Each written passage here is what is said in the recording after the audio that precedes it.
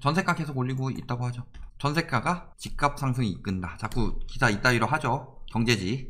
6억이 아파트 반토막 집값 상승 불시되나. 이미 다 올라서 반토막 난 건데 그걸 가지고 지금 또 상승 불시된다 이야기하고 있죠.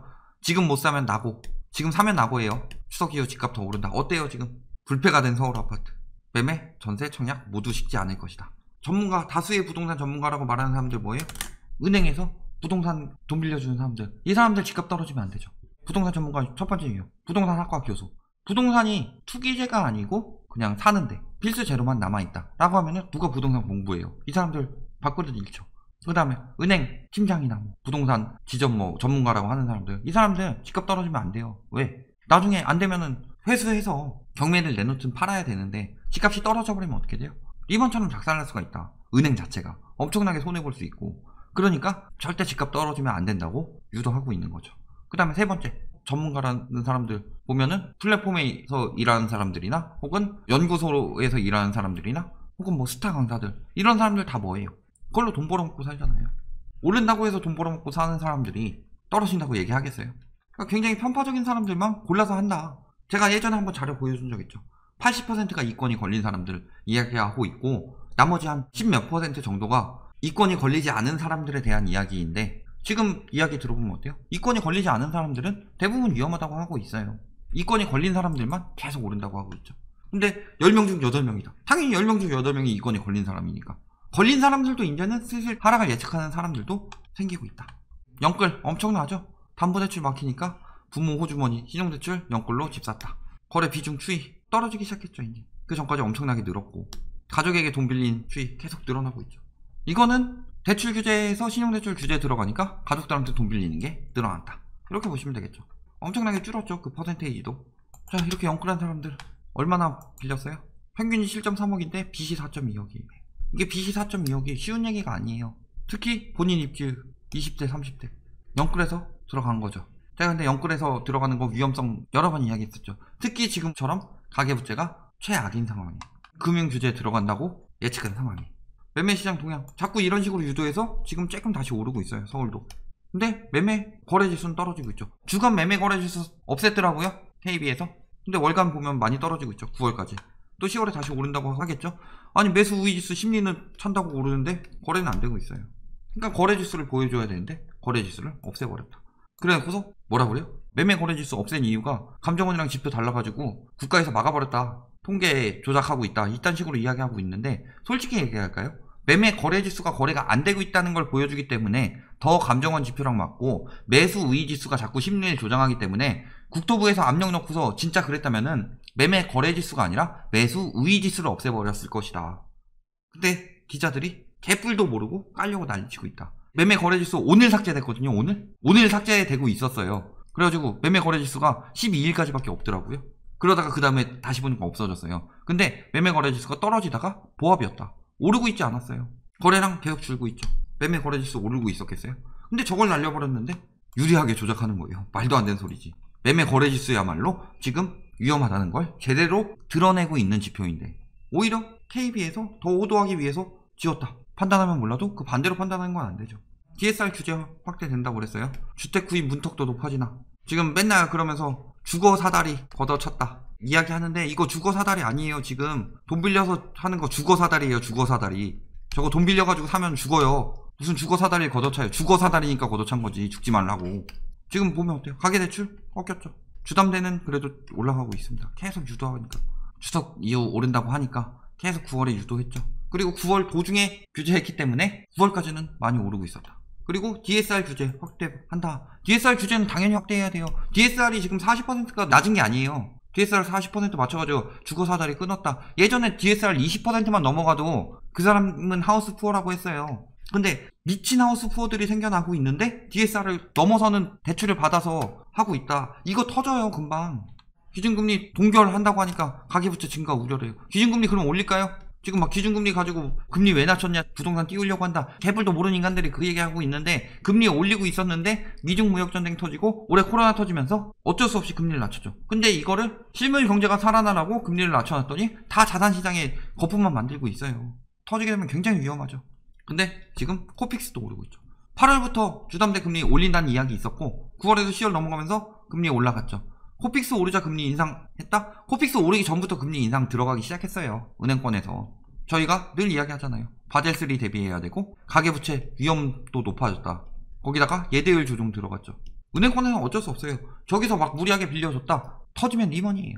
국민은행 사태 혹은 뭐 하나은행 사태 이렇게 될 수도 있다고요. 리먼 브라더스 사태처럼. 가계부채 계속 이야기하고 있는데 한눈 팔린 사이에 어느새 불이 붙을 위기다.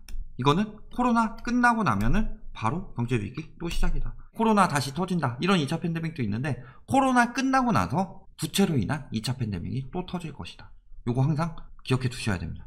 지금 저금리에다가 그래도 못 버티니까 재난지원금 풀고 이래서 버티고 있는 건데 재난지원금 끝났고 이미 자산시장에 계속 거품이 들어간다 라고 하면은 유동성 장세를 이어갈 수 없어요. 그래서 이미 연준에서는 금리 빼고는 다 지금 부양책 다 막아버렸다. 코로나 계속 확산되고 있는데도 소비에 돌리라고 했더니 다 모아가지고 자산시장 사고 있다. 거품은 커진다. 그러면 국가적 위기가 더 커지고 있다는 얘기죠. 우리나라도 마찬가지고 영끌들 아직도 계속 늘고 있죠. 그래서 규제 들어갔더니 바로 줄고 있어요. 대출 잔액 꺾이고 있죠. 그러면서 4분기는 9월 말과 비교해 소폭 증가하는 거. 자, 8월, 9월, 10월 지금 거의 끝나가는데 22일까지인데 계속 줄고 있죠. 점점 더 줄어들 것이다. 그렇다면은 돈 빌리는 사람들이 줄어들어요. 특히 가계대출 중에서 주담대나 신용대출 받아서 집 산다 뭐 이런 얘기 했는데 대출을 받는 게 줄어들어요. 유동성 장세예요. 금리가 저금리니까 유동성 장세라고 그랬죠. 금리가 저금리니까 유동성 장세가 되는 이유는 마음껏 빚을 받아다 쓰기 때문인데 우리나라는 그 전에 너무 많이 빚을 받았다. 그래서 2012년에 바젤3가 도입이 돼야 되는데 그 당시에 MB정부에서 다음 정부로 밀었죠. 그 다음에 박근혜 정부에서 또 다음 정부에 밀었다. 그래서 자산시장 거품이랑 가계부채 거품을 계속 키워왔다. 그러니까 2018년에 바젤3 들어갔다고 그랬죠. 은행권 하는 것도 올해 들어가는 데가 있고 내후년에 들어가는 데가 있는데 일금은권에서 올해 많이 들어갔죠. 그런 데서 규제가 들어가기 시작한다. 규제가 들어가기 시작할 것이라고 저희가 계속 그렇게 경고를 했어요. 결국은 들어가죠. 언제 들어가느냐의 타이밍 차이일 뿐이지 결국은 들어간다. 다 말한 대로 되고 있는데 집값만은 그래도 오를 것이라고 하고 있어요. 집값이 그래도 오르니까 너 1년 넘게 이야기하고 있는데 집값은 그렇게 오르잖아. 너 틀렸잖아. 제가 상투라고 경고하고 이렇게 되고 있다고 해서 끝난 거예요. 지금 이렇게도 아니죠. 매매 가격지수는 거의 뭐 이렇게 널뛰고 있다. 결국에 이 다음에 떨어져요. 리먼 때도 그랬었고. 리먼 터지고 나서 쭉 하락하고 나서 어떻게 됐어요? 그래도 집값은 떨어져도 대출은 떨어지지 않죠. 버블7이 반값7 돼버렸죠. 지금 버블7보다 더 큰 거품이 쌓였는데 이번에는 조금만 떨어질 거라고 그래요. 어떻게 됐어요? 8억 5천 근데 7억 2천으로 떨어졌어요. 대출은 5억. 이거 다 떨어지기 전이죠. 2012년이면. 근데 일가구 다주택자들 파산 직전이다. 이렇게 파산 무너지면서 계속 떨어졌었죠. 그러니까 충분히 거품 빠질 때까지 기다렸어야 되는데 그 상황에서 계속 부양책을 쓰고 있었다. 문제인 거죠. 대출이자 250만원 안팎이라고 해도 집값이 안 오르기 시작하면 이게 엄청난 부담인 거예요. 매월.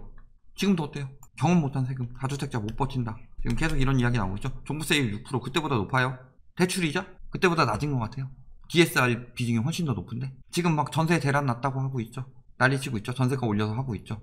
전세 쪽도 지금 이제 더 이상 유동성이 들어가지 않아요. 아마도 전세자금 대출 막는 것이 가장 시급한 과제일 것 같은데 그게 들어갈 때는 일단 지켜봐야 되겠죠. 근데 그들도 이제 한계에 다다랐다. 전세 빠지면 어떻게 돼요? 빌려야 되죠. 빌려는 주나요? 다주택자들한테 100명 중에 10명만 무너져도 집값은 떨어진다고 그랬어요. 2014년 하우스푸어 봤을 때 어때요? 뭐가 위험하다? 수도권이 위험하다. 왜? 수도권에 급격히 거품이 꼈기 때문에 수도권 거주하는 사람들이 가장 많이 작살났다. 10명 중에 1명은 하우스푸어 되는 거죠. 떨어진 지 한참 돼도 하우스푸어였다 이 사람들. 그리고 아파트에 거품이 많이 꼈기 때문에 아파트 위험하다. 30, 40대. 근데 그때는 40대가 더 많지만 지금은 30대가 더 많아요. 매입 비율 보면은 누가 하우스푸어 될지 보이죠. 그때는 30대까지 다 넘어가기 전에 40대가 많이 살 때쯤에 끊겼는데 이번에 막 정보가 돌면서 인터넷 뭐 유튜브 뭐 이런 거 활용해가지고 더 뛰었죠. 그러면서 30대들이 더 많이 사고 있다. 더 많이 무너진다는 거죠. 왜? 40대보다 30대는 항상 여력이 떨어지니까. 지금 30대 그때보다 여력이 있어요 없어요? 2014년까지 쭉 떨어지고 있는데 2012년에 계속 이 얘기하고 있었다. 그러면서 지금 하우스푸어들 문제다 이 얘기하고 있죠. 중산층 나름 돈 번다는 사람들이 많다. 사실 우리나라에 중산층이 어딨어요. 중산층 진짜 얼마 없죠. 2014년 가서 보면 어때요? 하우스푸어 12년에 100만 가구라고 그랬죠. 14년에 계속 떨어지니까 248만 가구까지 늘었다. 그 중에서 뭐라 그래요? 1주택 보유자 중에서 가처분 소득 대비 원리금 상환 비율, 즉 DSR이 20% 이상인 하우스푸어 체감 가구. 왜 20%예요? 20%가 무슨 하우스푸어예요? 그때 전체적으로 조사해 봤을 때 자기가 하우스 푸어라고 답하면서 힘들다라고 이야기한 사람들이 평균적으로 20% 된다고 했으니까. 그러니까 지금 DSR이 미친 거예요. 다주택자까지 포함하면 어떻게 돼요? 328만 가구. 전체의 35%. 다주택일수록 하우스 푸어가 더 심하다. 다주택은 엄청나게 돈 많이 버는 사람들만 했을 것 같죠? 아니에요. 무리하게 갭투기 하는 사람들 엄청나게 많아요. 지금 어때요? 나는 하우스 푸어다. 직장인 10명 중에 8명 하우스 푸어다 얘기할 정도예요. 지금 체감상으로. 스스로 하우스 렌트 푸어라고 답한 사람 82.4%. 그중에 하우스 푸어 35%. 아까 다주택자 포함해서 35%였죠. 아직 터지지도 않았는데 벌써 하우스 푸어라고 얘기하고 있어요.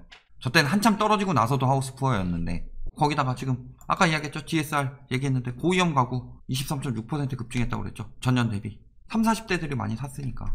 어때요? 지금 2016년에 고위험 가구 비중 봤을 때 주담대 신규 취급액 보면 어때요? 30대 엄청나게 늘었죠. 계속 늘어나고 있다. 근데 고위험 가구도 똑같이 늘어나고 있다는 거죠. 작년에만 78조예요. 올해는 더 심해졌겠죠. 경제 위기까지 겹쳤으니까. 가구수 계속 늘어나고 있죠. 하우스 푸어가 아니라 고위험 가구예요. 저거는 진짜로 위험한 가구들. 금방 터지게 될 것들. 진짜 근근히 버티고 있는 가구들이고, 하우스 푸어까지 더하면 훨씬 더 늘어난다. 결론. 다주택 투기꾼들. 영끌이든 고위험 가구 늘어나고 있고, 지금 예전에 터져가지고 집값이 떨어진다고 할 때보다도 하우스 푸어라고 말하는 사람들이 늘어나고 있다. 근데 지금 이야기했지만 은행권 규제 강화되고 있죠. 대출 억제하고 있죠. 경제 더 안 좋아지고 있죠. 거기다가 보유세, 특히 다주택 보유세 엄청나게 높이고 있죠. 결국에 터지면 끝난다. 터지기 직전까지 지금 거품이 굉장히 많이 찼다. 제가 이야기한 게 풍선이 진짜 터지기 일보 직전까지 불었어요. 사람이 불고 있어요. 제가 뭐 거의 터지기 직전이다 얘기했는데, 한 번 더 불더니 더 불어도 안 터지는데, 한 번 더 불더니 더 불어도 안 터지는데, 한 번 더 불더니 더 불어도 안 터지는데, 이런 식으로 계속 불다가 결국 터진다. 터지게 되면은 다 날아가는 거예요. 지금 부동산 시장은 젠가 게임이에요. 젠가. 위험하게 빼다가 위에다가 쌓아가지고 높이만 높아지면 뭐예요? 무너지게 생기는데, 무너지면 끝이다. 제가 30대 많이 살 때 위험하다고 그랬어요. 영끌 수요 늘어났고 다주택 위험성 커지고 있다. 그럼에도 계속 오른다는 분은 사세요. 나중에 저렴하게 팔아주시면 됩니다.